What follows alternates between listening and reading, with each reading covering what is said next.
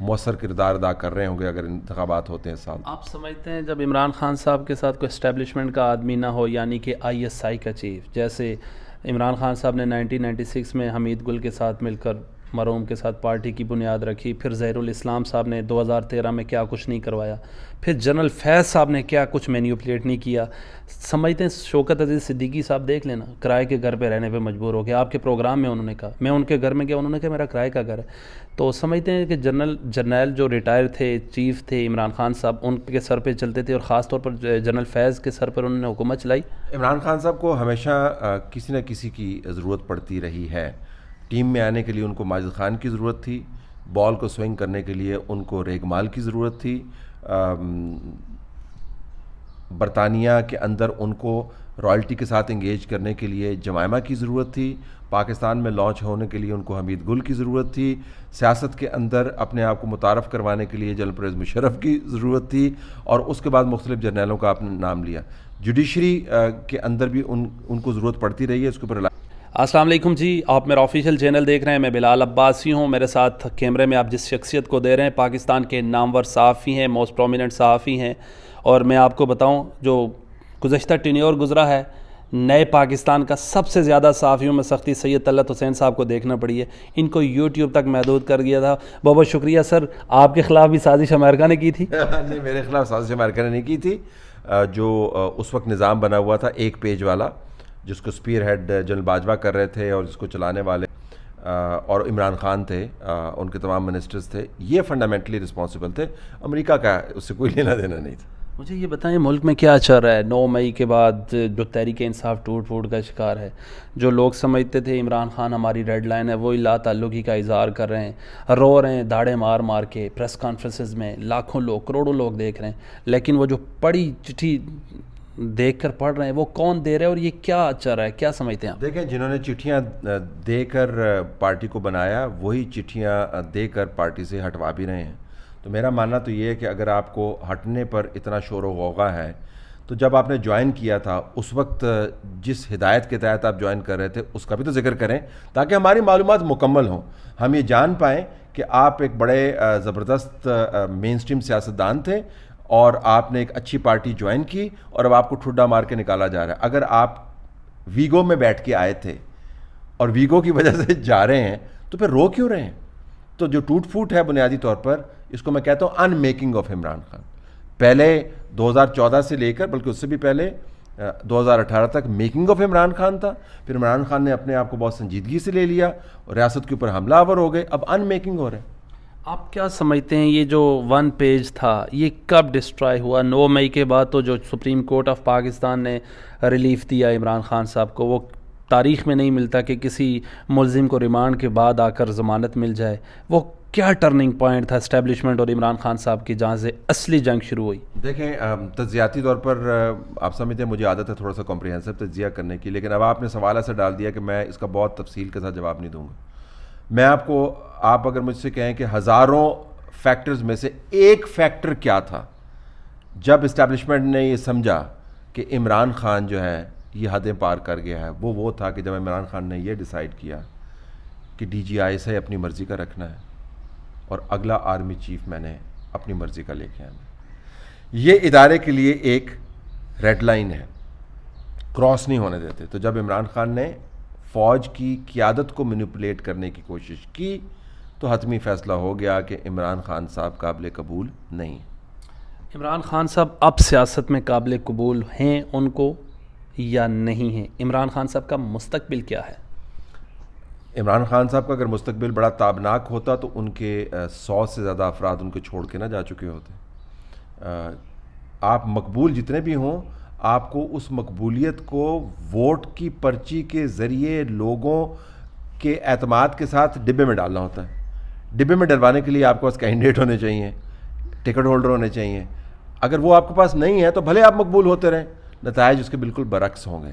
تو عمران خان صاحب کی پارٹی تتر بتر ہے.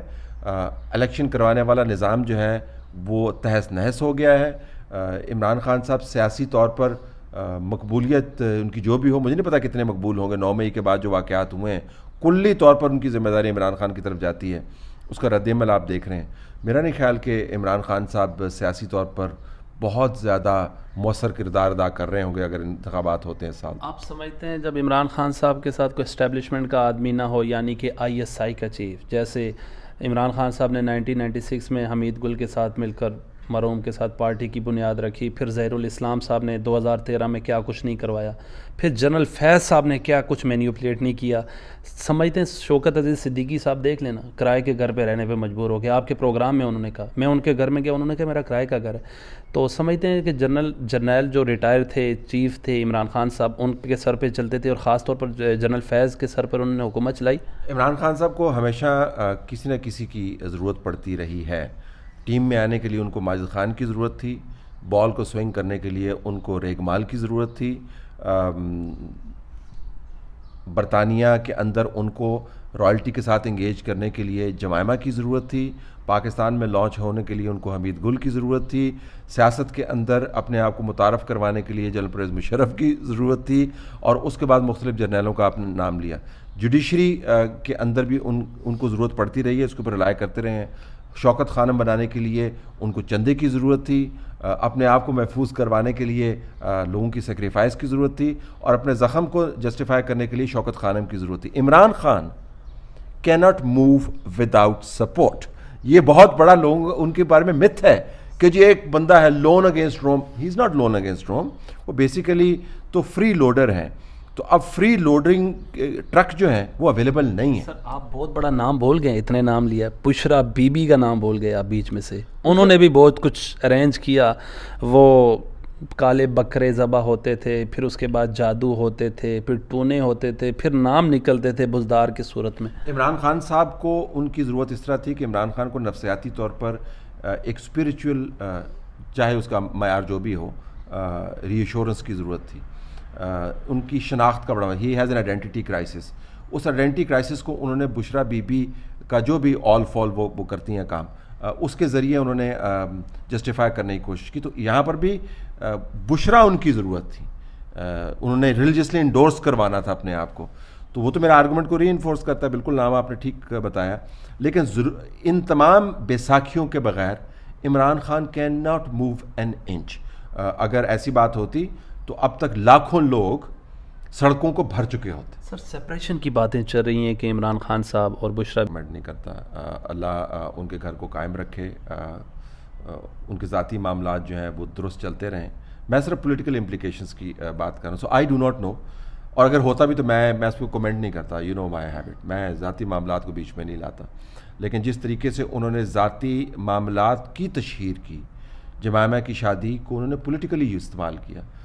ریحام خان کی شادی کے بارے میں آپ کو پتہ ہے انہوں نے سب سے پہلے کہاں پہ اناؤنس کیا تھا؟ میں ذرا ٹیسٹ کرتا ہوں، کہاں پہ اناؤنس کیا تھا انہوں نے ریحام سے شادی کرنے کا؟ وہ بھی تو چھپ چھپا کر ہوئی تھی. لاسٹ کنٹینر پہ سے اناؤنس کیا تھا انہوں نے. شیخ رشید برابر میں کھڑا ہوا تھا اور انہوں نے کہا تھا کہ میں انقلاب لانا چاہتا ہوں. کیوں لوگوں سے پوچھا، انہوں نے کہا جی کیونکہ میں شادی کرنا چاہتا ہوں. سر وہ تو ٹی وی شو سے بات چلی تھی ریحام خان اور عمران خان صاحب. نہیں، کنٹینر پر کھڑے ہو کے انہوں نے کہا تھا میں شادی کرنا چاہتا ہوں. پھر آپ کو یاد ہے APS کی ٹریجڈی، ابھی 40واں نہیں ہوا تھا تو نکاح سامنے آ گیا تھا.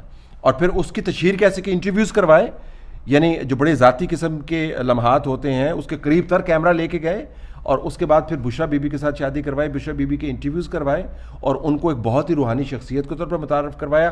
کسی شخص نے اپنی بیگمات کو میڈیا کے ذریعے اس طرح متعارف نہیں کروایا جس طرح عمران خان نے کروایا. تو لہٰذا میں اس پہ کمنٹ کرنا پڑتا ہے. بٹ آئی وش کہ ان کی شادی چلتی رہے اور گھر ان کا آباد رہے. سر ہماری بھی یہی وش ہے کہ بس وشیز ہیں، کیونکہ کسی کا گھر نہیں اجڑنا چاہیے. آخری سوال ہے، عمران خان صاحب نے ایک ویڈیو پیغام جاری کیا اور اپنی جو خواتین ہیں PTI کی گرفتار ہیں کہ ریپ کیسز ہو رہے ہیں جیل میں، اس حوالے سے آپ کے پاس کیا اطلاعات ہیں؟ دیکھیں، میں نے ان کے بیان کے بعد جو 18-19 خواتین ابھی جیل میں ہیں ان کے بارے میں نے رانا ثناء اللہ سے بھی بات کی.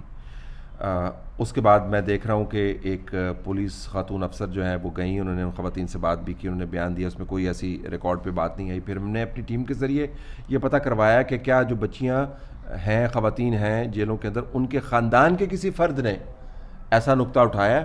تو اس کی بھی رپورٹ ابھی تک ہمارے پاس نہیں ہے. تو ظاہر ہے ان کے خاندان والوں کو اپنی بچیوں کی عمران خان سے تو زیادہ ہی خبر ہوگی، کیونکہ عمران خان کے ذہن پر تو ناردرن ایریاز سوار ہیں جہاں پر وہ اپنے بچوں کے ساتھ ہائکنگ پہ جانے کا سوچ رہے ہیں. تو ابھی تک تو اطلاعات جو ہیں اس کے مطابق تو عمران خان صاحب کا بیان جو ہے بس بیان ہی ہے. بہت شکریہ. میرے ساتھ موجود تھے سینئر صحافی طلعت حسین صاحب. طویل ان سے گفتگو ہی. اپنے میزبان بلال عباسی کو دیجیے اجازت. اللہ نے کے بعد.